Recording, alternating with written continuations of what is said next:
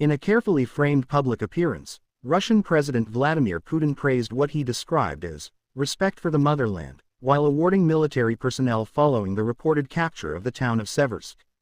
The ceremony, covered by state media, focused less on battlefield details and more on themes of duty, loyalty, and national responsibility.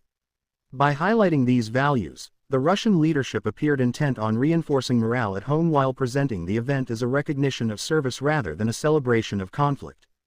During the awards presentation, Putin addressed soldiers and officers who were said to have taken part in the Seversk operation. He spoke about discipline, commitment, and what he called the historic responsibility of serving the country.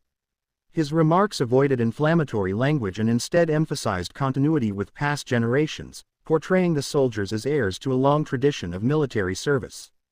According to official statements, the president framed the recognition as an acknowledgement of effort and sacrifice rather than as a political message. The capture of Seversk has been referenced by Russian officials as a strategic development, though independent verification and assessments vary.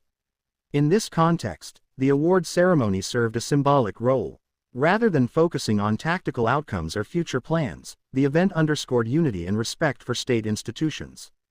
Analysts note that such ceremonies are often designed to shape public perception, particularly during prolonged periods of uncertainty, by emphasizing stability and national cohesion. Putin's language during the ceremony reflected a familiar narrative used in previous addresses. He spoke about the importance of remaining faithful to one's oath and acting in accordance with national interests.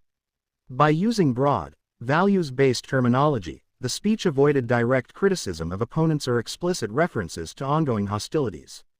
This approach allowed the message to resonate with a wider domestic audience, including families of service members and citizens following events from afar.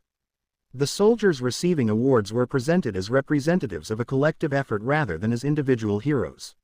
Medals and commendations were described as symbols of recognition for professionalism and perseverance. State media coverage showed formal exchanges, handshakes, and brief acknowledgments, reinforcing an image of order and continuity. The tone suggested that the leadership aimed to normalize the situation, presenting it as part of an ongoing process rather than an exceptional or dramatic turning point. Observers have pointed out that such public ceremonies can serve multiple purposes. Internally, they may boost morale within the armed forces by demonstrating that service is noticed and valued at the highest level. Externally, they send a signal that the state remains confident and organized.